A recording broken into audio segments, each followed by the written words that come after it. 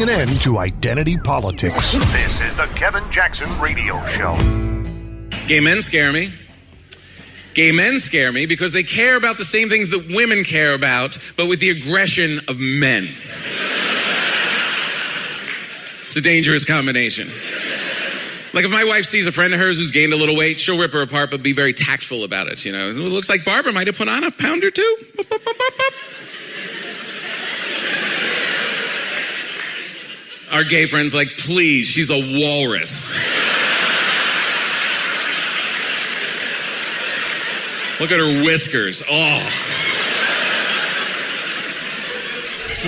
So true. Welcome back, everybody. Kevin Jackson here. I got a lot of notes after doing that segment on Fox about alpha males. And here's what one guy sent me. His name is Henry. He says, Kevin, after working with some 10,000 plus clients with issues and seeing life from so many aspects, unfortunately, I have no patience for dealing with Clark Kent beta males, I think. Yeah, Clark Kent beta males. I'm long in the tooth and now must be classified as a geezer with old-fashioned ideas who grew up being mentored by men from the greatest generation and understanding what it takes to be a rock-solid man in today's world. Keep on killing them with kindness and your bright smile as you pummel them with the facts and universal truths. I appreciate that note. And I got a ton of other ones, man. There were some funny ones. Women saying, can't stand beta males and so on and so forth. Anyway, let me tell you why you're here, why you're listening to the Kevin Jackson Show.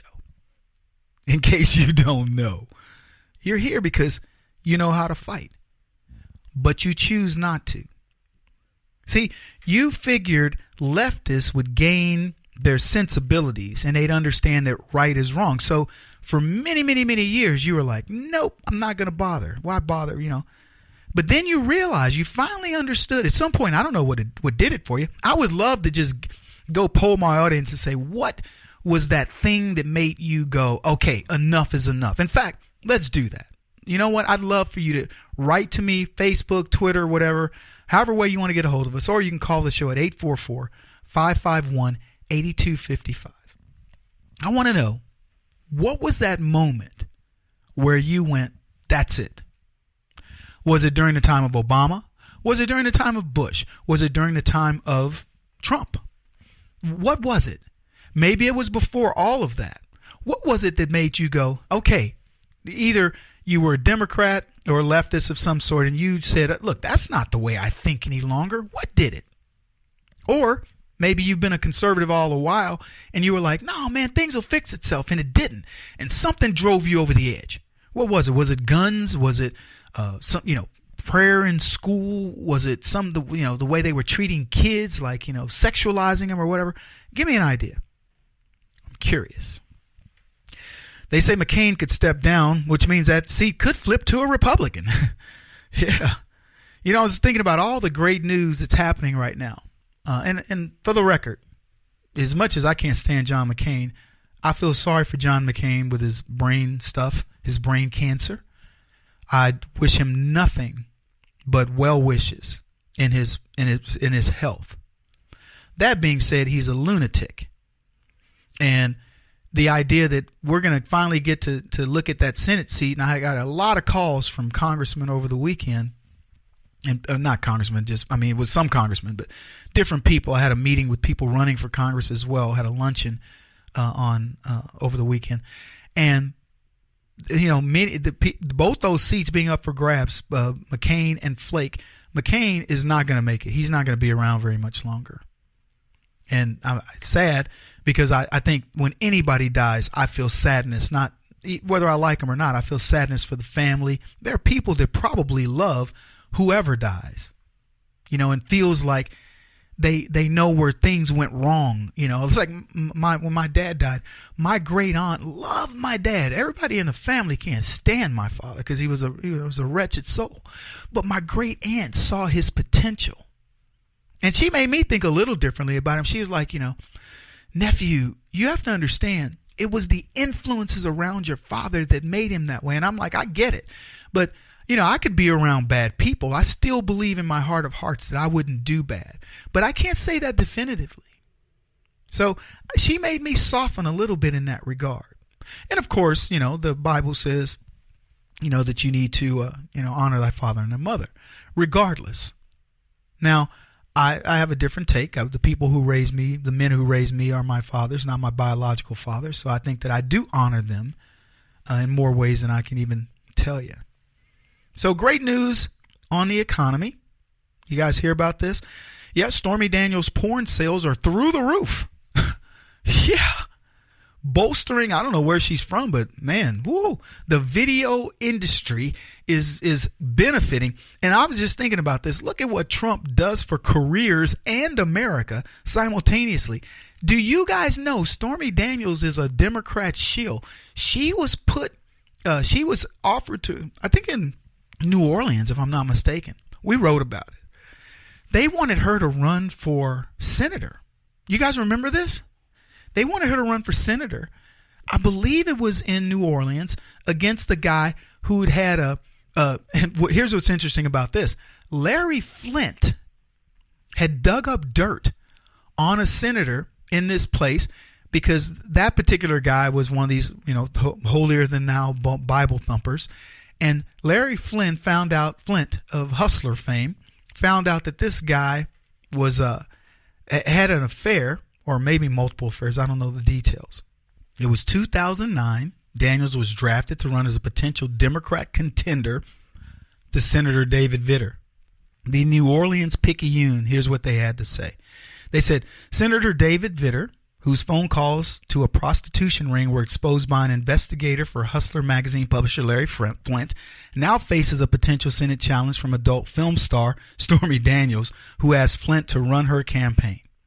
In a telephone interview Thursday from Tampa, Florida, Daniels said that while Flint had nothing to do with the draft Stormy boomlet that has drawn her into contemplating the 2010 Louisiana Senate race, I have reached out to him in the last couple of days that I want to discuss if he wants to be my campaign manager. Oh my goodness, I can't wait to see those brochures, said Hastings Wyman, founding editor of the Southern Political Report, which tracks campaigns across the South. Of Vitter, Wyman said he can't be pleased. Vitter's office offered no comment.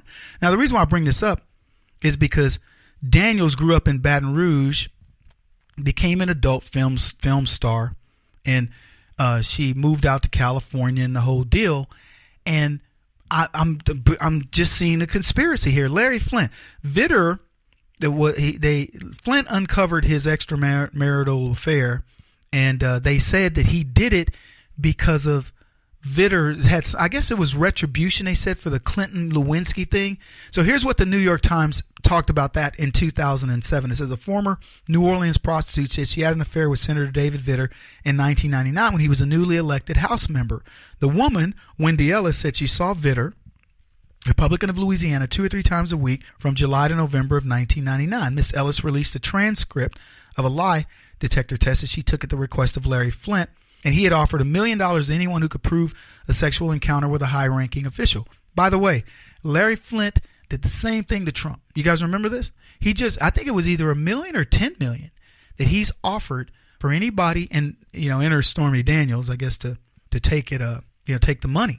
I don't know if she's getting paid for this, but I'm just telling you, their relationship and this tactic goes back to 2007 and ultimately 2009 for the Senate race of 2010. Now, she was not officially supported by the Democratic Party, but she definitely campaigned. And this is what she said. The New York Daily News said this of her. She says, those of you who don't know who I am, she told a lunch crowd at a Baton Rouge eatery, I suggest that you Google that. Don't Google that until you get home from work. She says it's a dirty job, but she'll take the plunge if she finds enough support for stripping Vitter's seat. I love the terminology. She says, I've never said that I'm the best person for the job. I absolutely am not. This is what she told WVLA TV. I think I'm a better choice than the senator they already have. If you get any closer, you're going to have to start tipping me, she told a crowd of jostling photographers in a po' boy shop in New Orleans. But as soon as her career started rising, it became a train wreck because guess what? Stormy was not indicted, but they accused her of domestic violence with her political advisor, and his car got blown up in New Orleans. Now, this is Hollywood here, folks. Now, the trouble started for Daniels. Her real name is Stephanie Gregory Clifford. On July 23rd, when political advisor Brian Welsh parked Audi erupted in a fireball outside of his New Orleans apartment. So it says it got even more stormy for Daniels when she was busted in her Tampa home after a fight with her husband over paying bills and the right way to fold laundry. Yeah, she's a jewel. Let's see how the left continue to spin this story with her in Trump. He won't stop until he's the top-rated radio talk show host in America. What kind of weird competitive freak are you? This is the Kevin Jackson Radio Show.